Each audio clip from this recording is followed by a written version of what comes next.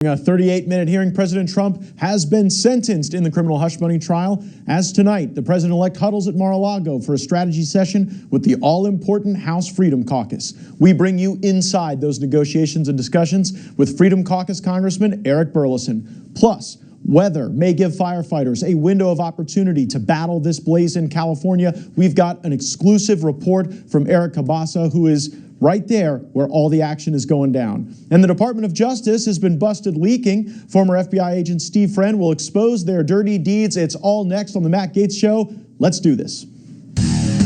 We're shaking up Washington, D.C. We're breaking the fever. You ever watch this guy on television? It's like a machine. He's great. Matt Gaetz. President Trump appeared virtually today in a New York criminal proceeding for sentencing that resulted in nothing. No incarceration, no punishment at all, just a virtual lecture from Judge Juan Merchan, who wanted to get one last swipe in before President Trump's inauguration. President Trump had some aggressive words for the court, a parting shot. Take a listen. I just want to say I think it's an embarrassment to New York, and New York has a lot of problems, but this is a great embarrassment. I've been a political witch hunt. It was done to damage my reputation so that I'd lose the election, and obviously that didn't work. This has been a weaponization of government. They call it lawfare. Never happened to any extent like this, but never happened in our country before. Tell us how you really feel, Mr. President. You know, usually the defendant gets a moment to say something before sentencing, pleading for mercy, seeking some grace from the court. But in this case, President Trump knew there was not going to be a sentence, so he took the chance to get his licks in. Now, Judge Merchan has become the object of much of President Trump's ire, and I get it. The judge's daughter belongs to a digital fundraising firm which services Democrats who were fundraising off of Trump and his trials and tribulations. The canons of judicial ethics would obviously demand that Merchan recuse himself over this appearance of impropriety. He didn't because he wanted to be part of the historic event of trying, convicting, and sentencing a president. It's never happened before and should never happen again. I'm sure his daughter needed some kind of content for her fundraising list. Here's Judge Merchan today. One can argue that the trial itself was in many respects somewhat ordinary. The same cannot be said about the circumstances surrounding this sentencing. And that is because of the office you once occupied and which you will soon occupy again. After careful analysis, in obedience to governing mandates, and pursuant to the rule of law, this court has determined that the only lawful sentence that permits entry of a judgment of conviction without encroaching upon the highest office in the land is an unconditional discharge.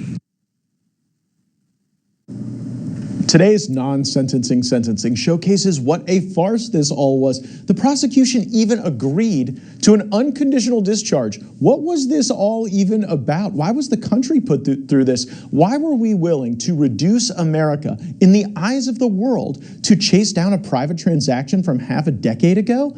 President Trump engaged in a private contract to stop Stormy Daniels from smearing him. He wanted to save his family that embarrassment. I think we can all agree the Trump family has been through a lot. The false Russia hoax, the fake, salacious Steele dossier. Oh, and if you were counting 2 assassination attempts, Stormy Daniels even reduced to writing that she had not had an affair with Trump. As many rich and famous people do, Trump sought to resolve this matter with Stormy Daniels, absent a big, messy public fight. There was never a crime. Rudy Giuliani, who knows what is and isn't a crime, joined us this week to explain how bizarre it is to have to stand trial without even knowing the underlying felony being alleged. The case is ridiculous. They never charged him with a felony. I don't understand it. I mean, I practiced criminal law for 52 years. I never had a case in which I had to guess what the felony was. The indictment says he caused a false entry to be made in a business record to further a felony. Now, there are thousands of felonies. They never named it in the indictment. Any halfway decent judge would have dismissed it. I was in that courtroom with President Trump. It is a dank, grimy experience. I think the migrants holed up in the historic Roosevelt Hotel had better accommodations.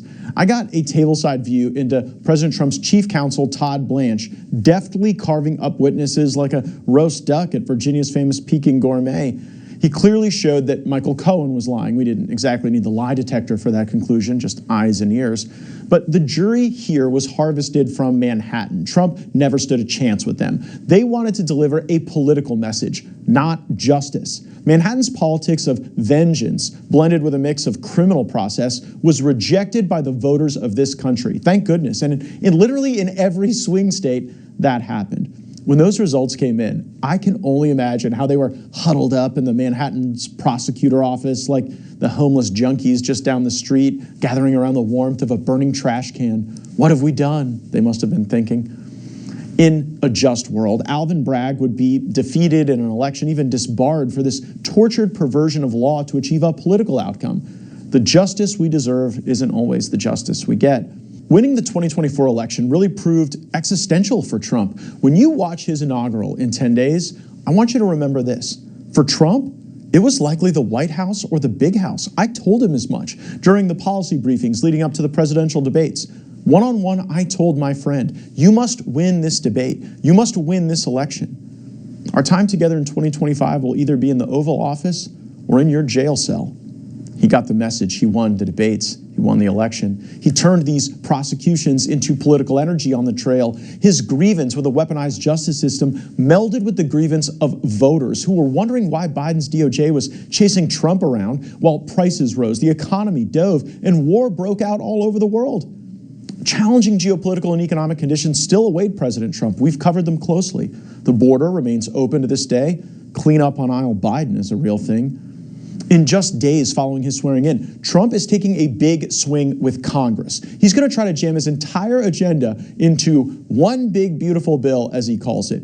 This legislation, considered under the budget reconciliation protocols, would have to cover energy, immigration, taxes, spending, the whole kitchen sink. It's a risky strategy. As former Congressman and Freedom Caucus member Dave Bratt explained exclusively here.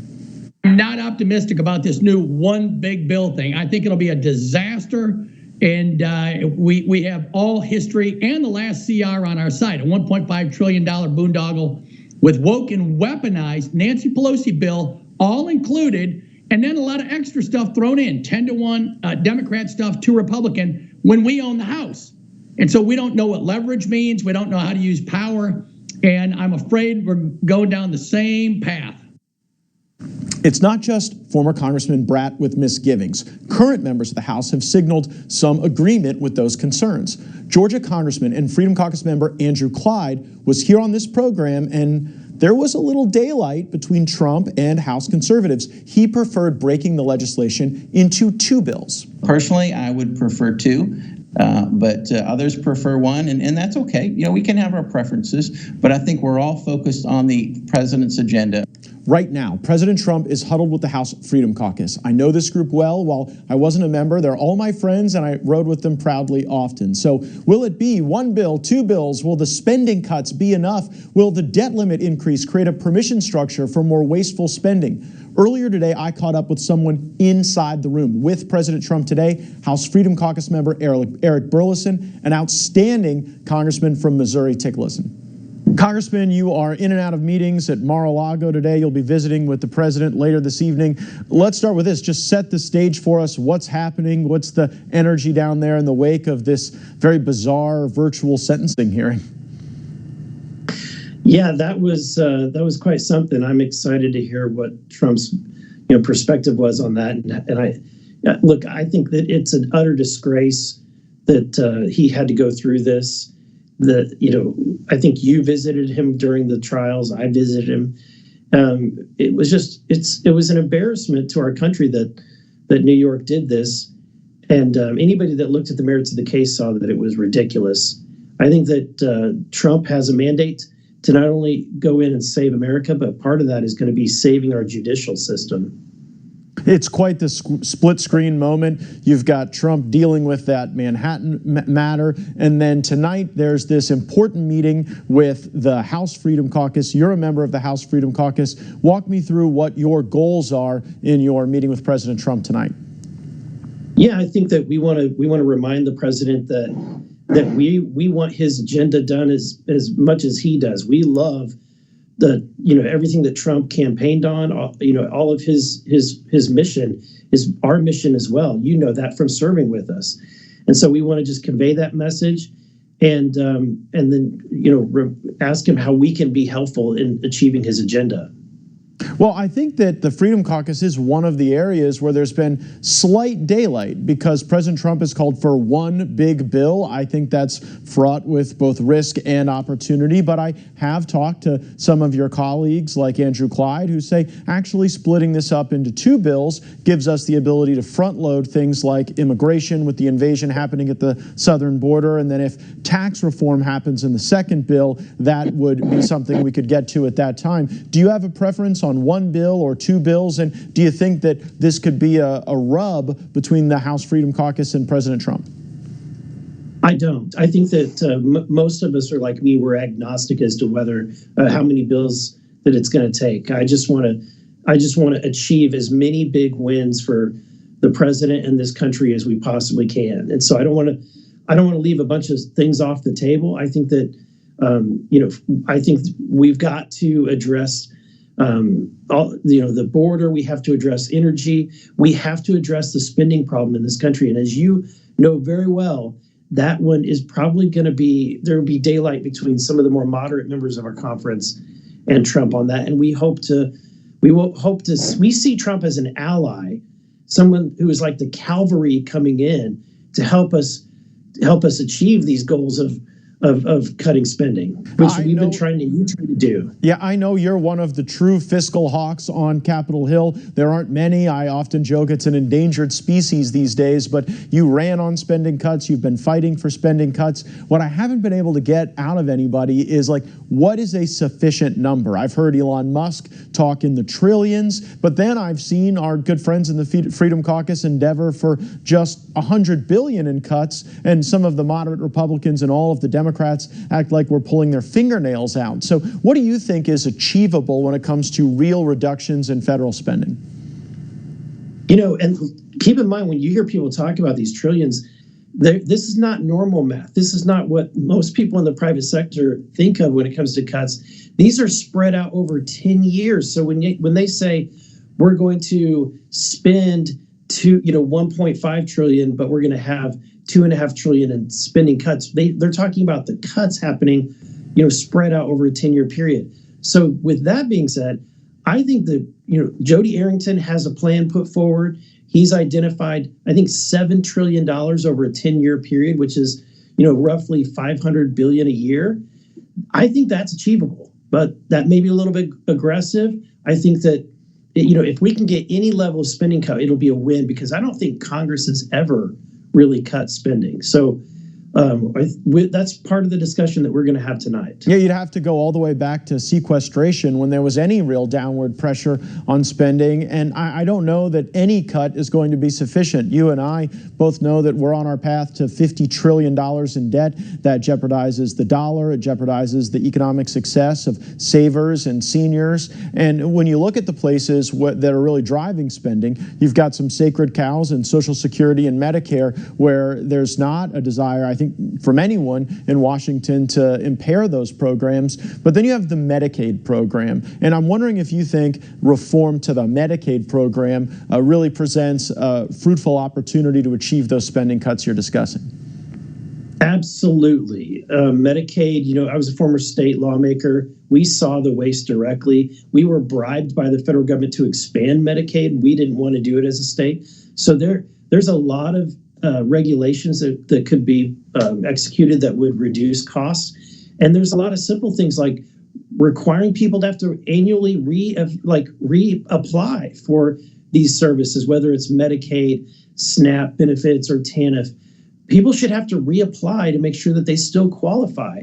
Putting work requirements, going back to the work requirements of the 90s when Bill Clinton instituted work requirements, right? At the time they declared that the big government, the era of big government is over. We need to return to those work requirements. That will save hundreds and hundreds of billions of dollars. It really shows how much the Democrats have migrated away from any sound fiscal policy when they are jettisoning the ideas that were even advanced by Bill Clinton to work with Republicans and get those work requirements. I totally agree with you, Congressman. That would put some downward pressure on this spending. When we had reconciliation last with a Republican House and a Republican Senate, the big fight was over some of the essential health benefits that were in the Obamacare plan. Now, you guys aren't just looking at the border or just energy or just spending cuts. President Trump is talking about really a large piece of legislation to cover all those things. If you have to predict out which of those areas, budget, border, energy, could create the most conflict between the House and the Senate, where do you think those pitfalls might lie so we can look out for them? You know, I think that spending cuts is always going to be the most difficult thing. I think that people, you know, as you know, our colleagues, they're like drug addicts and they are addicted to other people's money and they're always trying to get their last fix in. And that's why this effort with Elon Musk and Doge, I think that's the one thing that may be different. I'm excited about that effort, and I'm embracing Elon and Vivek Ramaswamy coming in, bringing down the hammer, using their powerful social media platforms and trying to influence many of our more difficult members to try to do the right thing. People who underestimate Elon Musk usually end up losing out because he's really the greatest engineer of our generation and one of the great minds. And I have told Elon, and I'll tell you, that the risk for Doge is that it becomes some blue ribbon commission report to Congress that nobody reads. It's just a reiteration of Simpson Bowles or any of these other outside of government efforts to try to influence spending within the government. Are you confident that Doge will have a real meaningful impact on federal spending, or is it going to be just another report that goes into the circular filing cabinet? I think it all depends on how much Elon and Vivek will trust what's coming out of Congress. And what I want to remind them is that you can't trust us. You cannot trust these people. Congress has, created this disaster. And so what Congress is trying to do is manage it. They've created the Doge caucus. They're trying to submit the bevy of ideas or the menu of ideas to Elon and Vivek. Well, of course, it's like any parent knows, if you're trying to give choices, you will decide which choices, and you can determine the outcome. That's what the swamp loves to do, and that's what they're trying to do right now. And it's my hope that Musk and Ramaswamy can see right through all of that. He is a true swamp drainer, a cost cutter, one of the leading voices within the House Freedom Caucus, Missouri's Eric Burleson. And Eric, after you meet with the president tonight, we really want to connect back with you at some point next week to talk about how that strategy session went and how optimistic you are about the path forward, my friend. Stay safe on the trail. Thank you, Matt. We continue our coverage of the now 5 fires reshaping Southern California. Over 10,000 structures destroyed. At least 10 people are dead, though local officials warn this toll is likely to rise as cadaver dogs and rescue workers continue to traverse the carnage.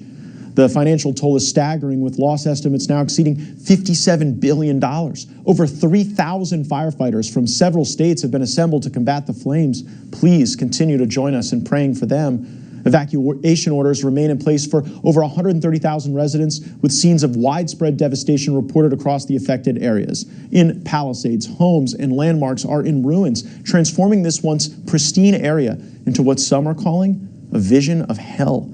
The situation has been described by local residents as apocalyptic, with some areas looking like a bomb was dropped.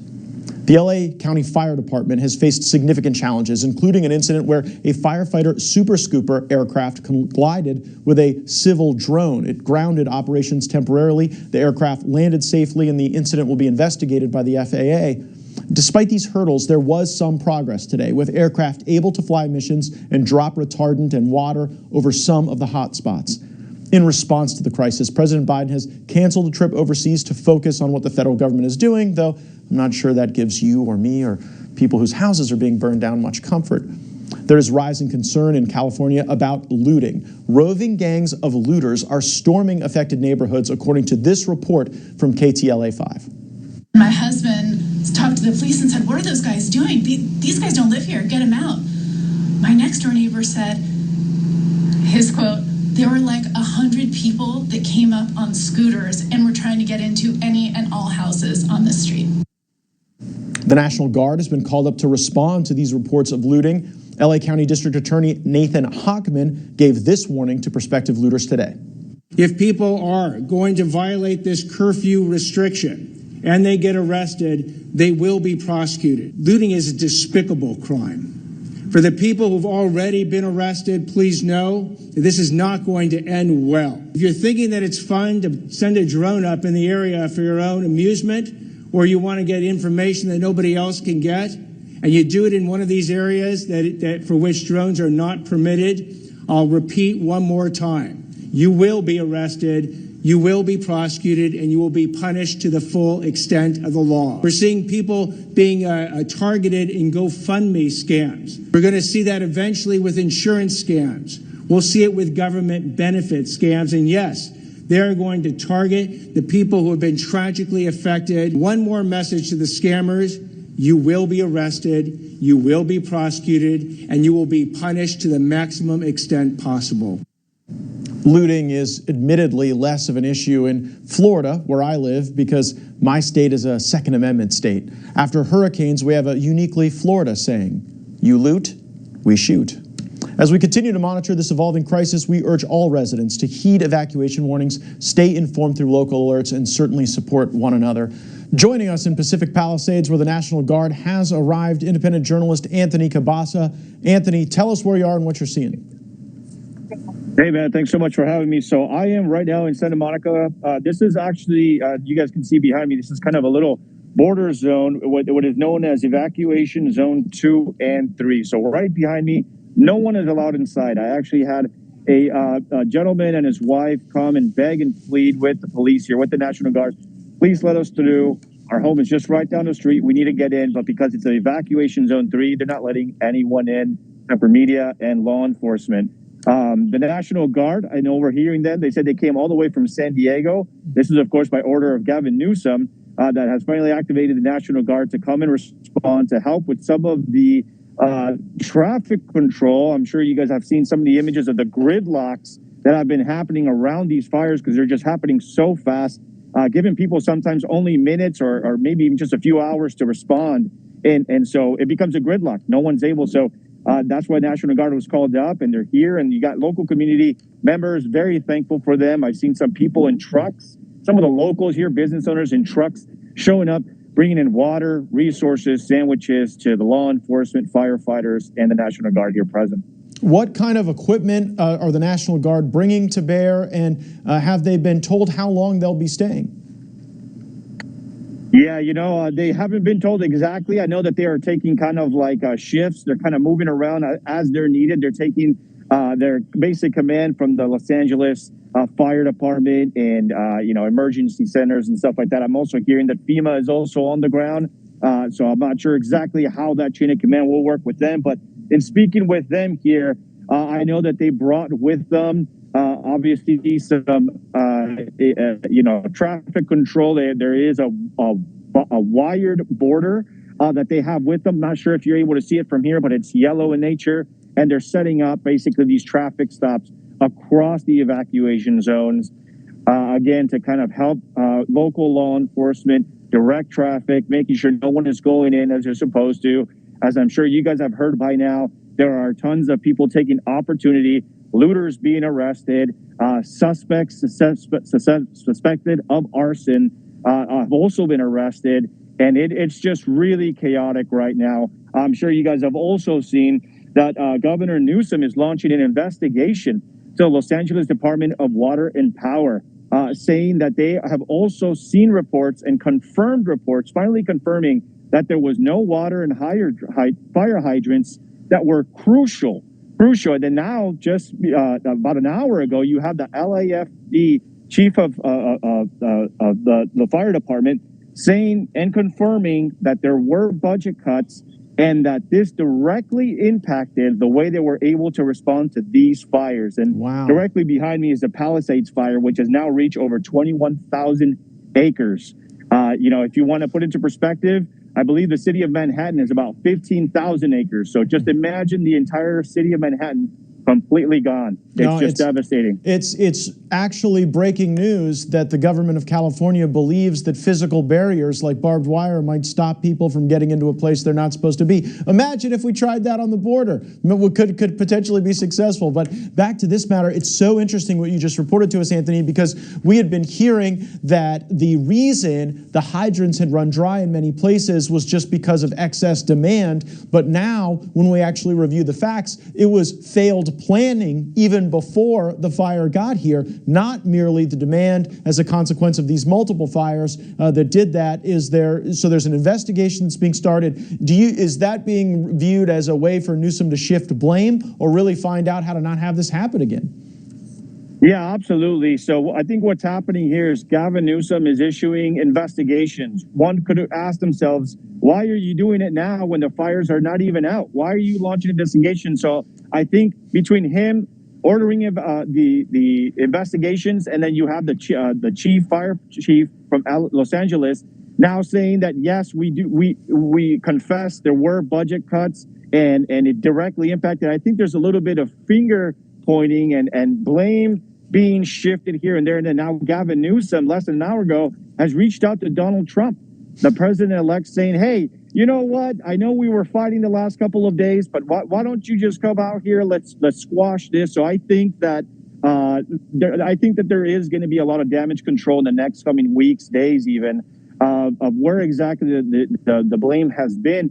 But take into consideration this: I've been covering Los Angeles County politics for a long time. I've talked way back during the pandemic when they were firing first responders. I went to court with firefighters that were being wrongfully terminated when the chief of the fire department admits today that they have been under-resourced and understaffed for years. So why is it that the city of LA went ahead and even fired these people, knowing, hey, we've got some long days ahead of us in the future. Yeah. There's droughts, there's no rain, right? And so that's something to consider as well. Yeah, it's interesting. You're covering two different features of damage control. You've got Newsom and the political damage control, and then you've got the actual damage control with the great folks that are part of the National Guard right behind you. My suspicion, Anthony, is that in the coming hours, we may see activity pick up. So we'll be praying for those great folks in the National Guard and ensuring that they're able to enforce the curfew. We encourage everybody to follow those local ordinances. Don't get caught on the wrong side of the law. Anthony Cabasa, live from the scene in Santa Monica. Thanks so much for being with us. Thank you so much, man. I appreciate you. 2424. Welcome back. To my friend Pam Bondi, the next Attorney General of the United States, you've got to plug the leaks. The Department of Justice has been springing with them. The DOJ is supposed to follow the facts and the law, investigate crimes, keep people safe. True justice is functionally impossible while the DOJ is made up of swamp rats who would rather try the case in the press than before a jury. But a new troubling trend has emerged in the last decade. The seeds were undeniably planted during the Obama-Eric Holder years. First, the DOJ selects a target to destroy, usually over politics, but not always. Second, they leak and engage in a robust PR strategy to try to convict the target through trial by media, even before or sometimes totally in the absence of an actual trial. I know this game plan well, having lived it.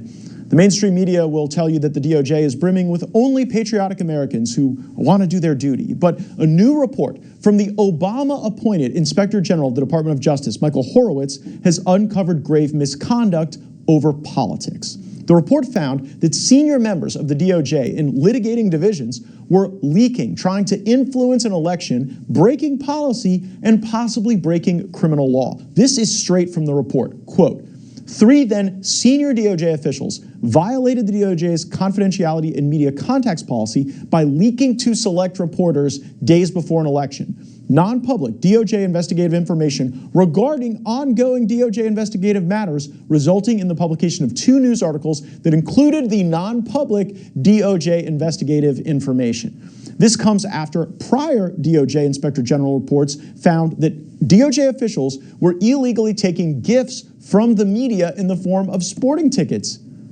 Don't you see what's going on? The DOJ crew leaks to the media. They get to tarnish their foes. And then the media conglomerates pay for the night out to go watch the Washington Nationals as Lady Justice weeps underneath that blindfold. So there's going to be accountability, right? We've got this non-biased report. People will be charged if they broke the law. Not so fast. The Inspector General, under their rules and the statutes that govern them, they can only investigate current employees of the Department of Justice. The 3 individuals noted in the report leaked and left. Attorney General designate Bondi must investigate these people through the prism of criminal law, not politics and not some regulatory snafu. Steve Friend is a former FBI agent turned whistleblower. He now follows matters of law and public safety at the Center for Renewing America, and he joins us now. Steve, how prevalent is leaking to the media in the FBI? Apparently, it's only prevalent amongst those who want to leak to the legacy left-leaning media sources. I think we've seen a long history of that, particularly in recent memory, when you have high-ranking officials within the Department of Justice, within the FBI, who saw fit to leak that information out. But it was also a motivation for doing that, not just political, but to further their own investigations, because this is the game that gets played within federal law enforcement, where they will take details of their case, leak it to legacy media, and then when the legacy media reports it, they'll say, oh, it's been seconded and verified, ergo it's an airtight case for us. So it's a manipulation of this process and also just a bastardization of the way that you would think that an objectively good force would be interested in carrying forward an effective investigation. I want to delve deep into that because it's exactly what happened to President Trump. For those who recall in the Russia hoax, there was a lack of evidence in what was being submitted to the court to authorize a warrant for surveillance on those who were around President Trump. And because they lacked the evidence, they went and leaked information to Yahoo News to get an article that they then used to buttress the otherwise deficient FISA application. And so it really troubles me when you start to blend the lines between media and federal law enforcement. In this case where you were sharing your concern about the findings of the Inspector General report, do we have any idea what politicians were being targeted, what elections based on that report, or is that still to come out from the Inspector General? It hasn't come out, and it never really seems to, because unfortunately the Inspector General works underneath the Department of Justice. It's not truly and wholly independent. It's almost a wholly owned subsidiary of the Department of Justice. It's not incentivized to do that. It almost runs a protection racket at this point. And in the end, we always get, well, the government investigated the government and found that the government did nothing wrong. And if they did, well, then we allowed those people to retire and collect their pensions and get their next high-paying retirement gig. It does seem like that's what happened here. The people cannot be subject to any further review from the Inspector General because they've left the employment of the Department of Justice. Do you believe when Pam Bondi takes that role, she ought to grab a hold of this report and really see where it leads and whether or not any crimes were committed? I'm a big believer in accountability at this point. From what we've seen, all of the federal law enforcement apparatus has gotten away from its prime directive. The prime directive is process, the due process. Victory is in following the due process. It's not getting a guilty conviction in a star chamber in Washington, D.C. when you bring a fake case before it. You gather the facts, the person has their day in court, and if they're guilty or acquitted, that's not on you.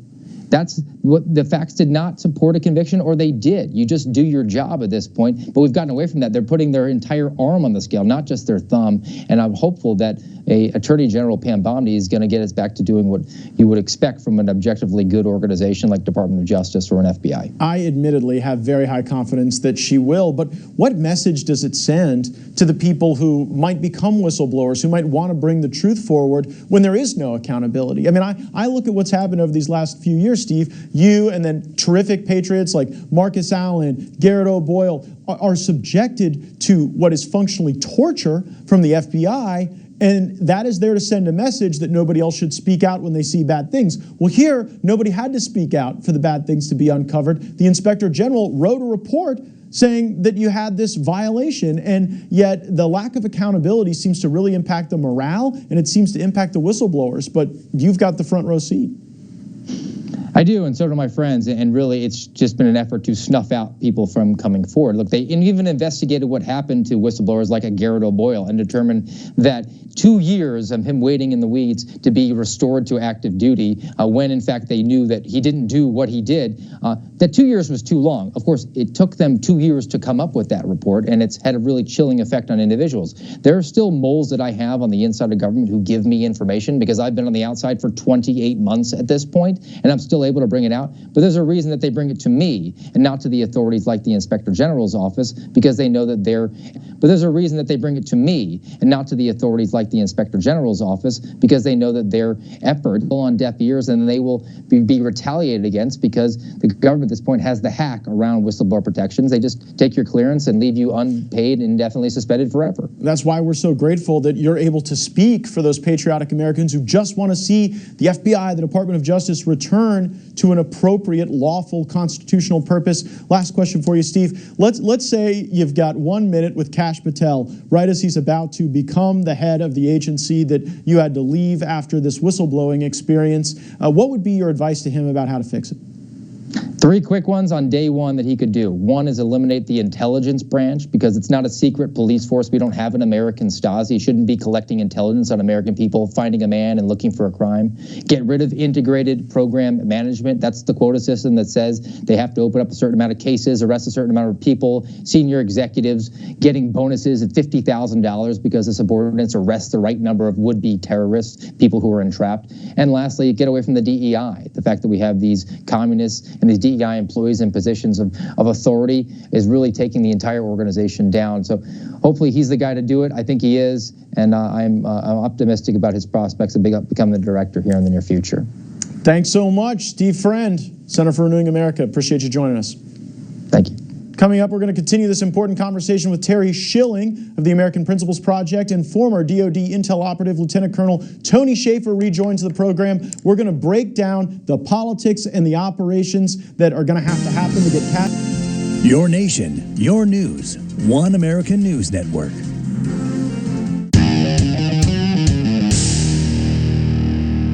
Welcome back. Who would lead the FBI? This was one of the most significant decisions President Trump faced upon his election in November, and plenty of people wanted the job. Former Michigan Congressman Mike Rogers came very close to winning a U.S. Senate seat. He didn't, and the establishment wing of the intelligence community was rooting for him to get the position. President Trump wasn't feeling it, so he went with someone I know very well and who I've worked with, Kash Patel. Now, Kash brings a lot of experience to this work, and he knows that it's challenging work. The FBI's failure should concern all Americans of any political leaning. Just look at the problems they had coloring within the lines established by the Constitution on surveillance. The Inspector General found that the FBI broke the law over 28,000 times, searching data from American citizens without a warrant. That violates the Fourth Amendment to the Constitution. They were breaking the law dozens of times every hour, according to IG Horowitz, who again was appointed by President Obama. They broke the law searching for information like if anyone was in the DC area on January 6th. And they also broke the law searching for information from those involved in the George Floyd riots. Both of these sets of violations should concern us. We can't only be upset when the FBI breaks the law doing illegal surveillance on the right. If they're doing it to the right or the left or the center or the apolitical, it is wrong and it has to be fixed. They did this creepy stuff too in the surveillance, like looking up information on their coworkers, neighbors, even their ex-lovers. Let that be a warning to anyone thinking about swiping right if there's an FBI agent who you get paired with on some dating app. Kash Patel does seem uniquely qualified to do this job. He's litigated criminal cases at the federal level, terrorism cases. He's been both a prosecutor and a public defender. He was the key man on the House intelligence staff who exposed the Russia hoax. President Trump trusts Kash. The American people trust Kash, and so do our next guests who are working the halls of Congress and the Senate. They're working their social media platforms, talking to their contacts to get the United States Senate to confirm Kash Patel as the FBI director. Leading the American Principles Project is Terry Schilling, and also joining us is former DoD intelligence operative and the president of the London Center for Policy Research, Lieutenant Colonel Tony Shaffer. Tony, thanks for joining us. Let's start with you, Terry. What's the case for Kash Patel for FBI director? Well, look, he's got the resume, he's got the background, he's got the experience. But Matt, I think the most important thing that qualifies Kash is his willingness to ask the toughest questions and to hold the most powerful and corrupt people America has ever seen accountable. Those are the things that put him over the top. That's why the base is so passionate about getting behind him, and it's why Republicans I've heard put out there so far, and he's got my full support, that's for sure. Tony, let's go to you. There are some of these folks in the intelligence community who you've worked with, who you're familiar with, who are a little spooked by someone who's as much of a change agent as Kash Patel. What would be your message to some of those folks in these agencies about the virtue of him potentially serving in this important position? Well, it's time to make a choice. Either you're for the Constitution and doing the right thing to bring proper oversight and legal collection back to the intelligence community and law enforcement, or you're not.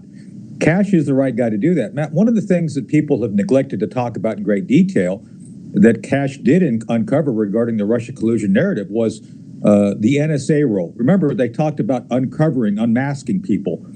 The FBI only gets access to everything we're talking about because of National Security Agency, NSA, DOD. That is something that has to be examined. That's something I've asked to actually help out with regarding the review of process of that kind of sharing.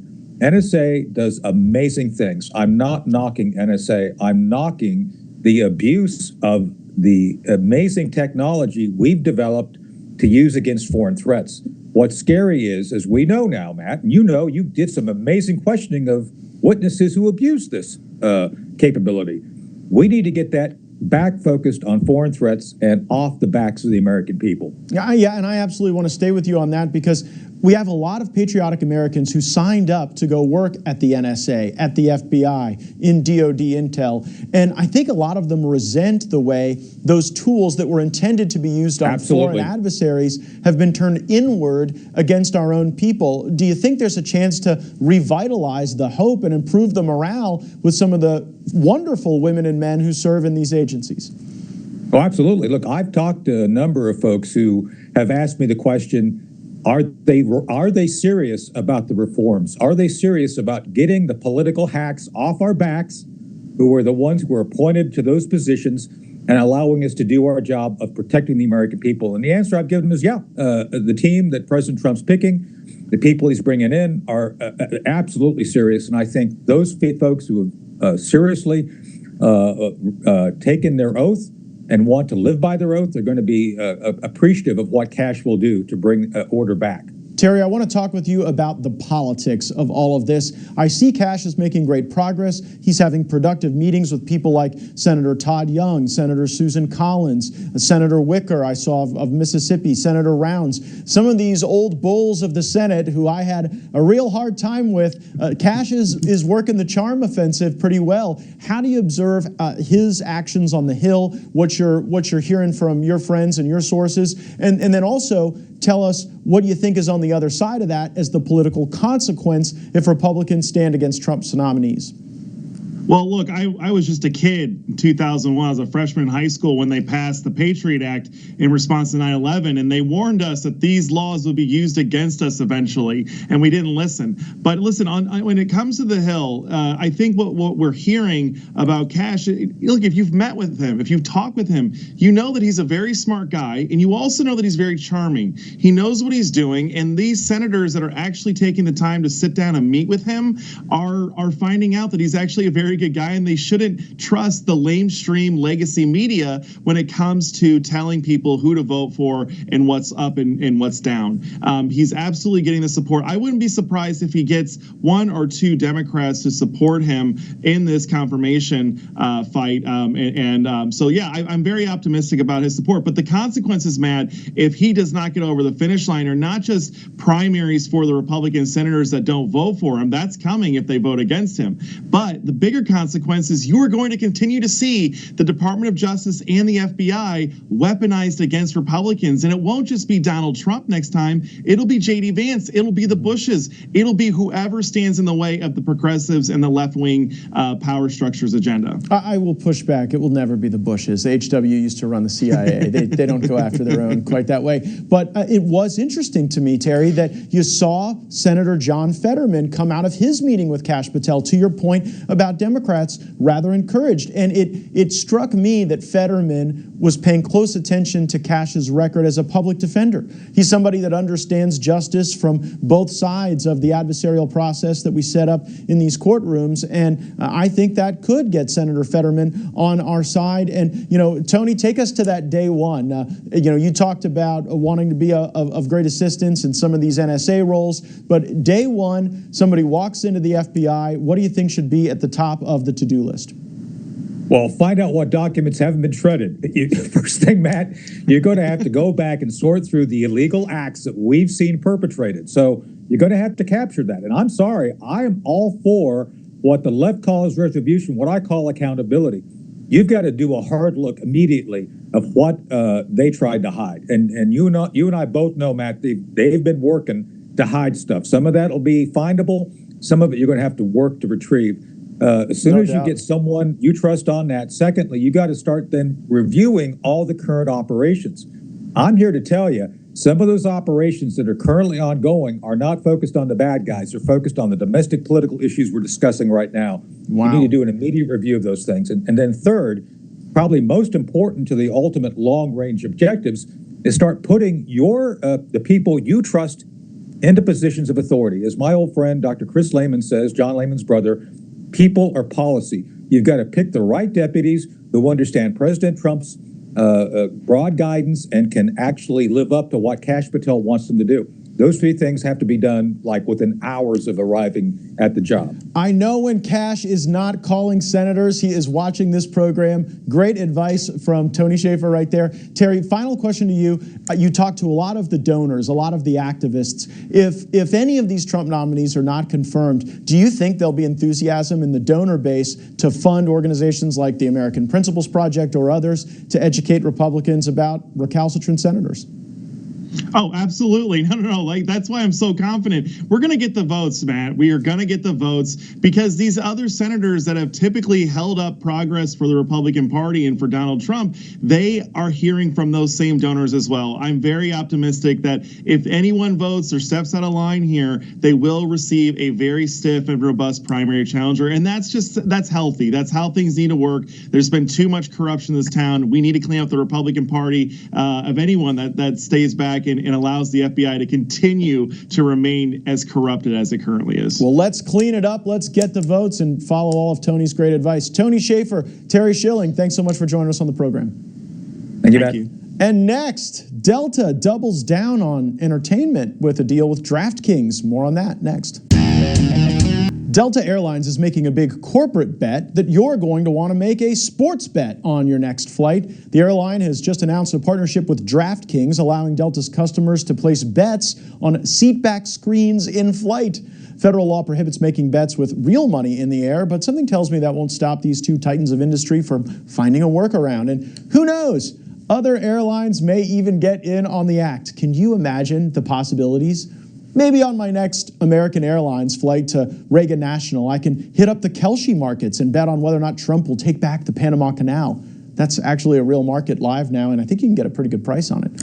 On Frontier, I can bet on how long the delay will last or how many gate changes I'll have. And on my next Spirit Airlines flight, the betting options would be endless. Maybe a backyard Bahamian lottery is the right place to have a partnership. Actually, on Spirit, as the plane is being hit with bullets from a Haitian street gang, which happened, you could bet on lots of things, like which row the next fist fight is going to break out in, or maybe a prop line on whether or not they'll lose your luggage. So I'm here for this. The prospect of betting all of my Sky Miles on black in a virtual roulette wheel embedded into the seat of the person in front of me, it could be massive. And maybe that'll upgrade my summer vacation from Cozumel to Bali. I just hope that it's not so addicting that I lose all my vacation money on my way to my vacation. If you're in the betting business. It's okay if it's exhilarating as you're watching a game that buffers and freezes in 240p, but I don't want skydiving level exhilaration. Can we at least make the rule that no sports betting is allowed in the emergency exit row? I don't want my ears popping from a cabin depressurizing because Russell Wilson threw a pick six in the fourth quarter against the Ravens and some degenerate lost the kid's college fund and has figured out life isn't worth living anymore. And why let the tilting stop there? Soon you'll be able to bet on whether or not your peanuts will arrive in over or under 10 minutes. And I'm taking the dark horse bet that someone's allergic. That pays 200 to 1. And you gotta believe I am taking the 10,000 to 1 bet on the plane actually landing, because if it doesn't, I'll be happy to tell St. Peter that I come to him as a newly rich man and that I made the right call. That's all the time we have. Make sure